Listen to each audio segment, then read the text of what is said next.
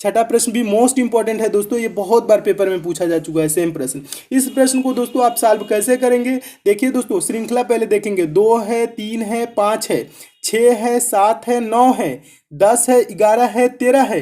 तो आप दोस्तों ध्यान से, अगर जो उसके बाद क्या है प्रश्नवाचक चिन्ह, अगर जो दोस्तों ध्यान से देखें तो ये श्रृंखला आपको अच्छे से समझ में आ जाएगी।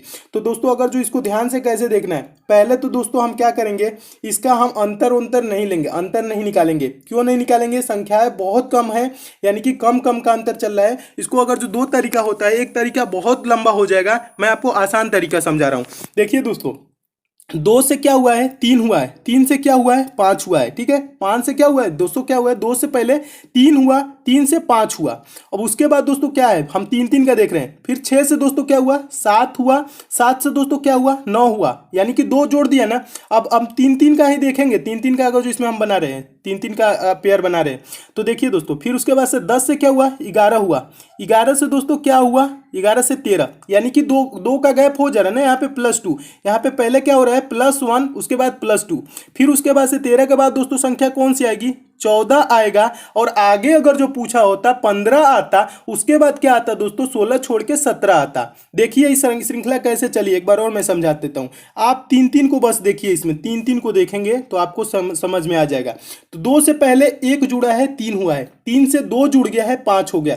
फिर हम आगे देखेंगे दोस्तों, इसको ऐसे सोचेंगे, अगर जो ज़्यादा, अगर जो पूरी सीरीज को सॉल्व करने लगेंगे तो इसके आपके लिए समझ में नहीं आएगा और कन्फ्यूजन ज़्यादा हो जाएगी। बस आप 3 3 संख्याओं को देखिए। फिर दोस्तों 6 से 7 हुआ है, 1 जोड़ा है और 7 में 2 जोड़ दिया, 9 हो गया। फिर आगे दोस्तों देखेंगे क्या है, 9 के बाद क्या आता है, 10 आता है ना, 10 से स्टार्ट किया है। 10 के बाद दोस्तों 1 जोड़ के 11, 11 के बाद से क्या 2 जुड़ा, 13।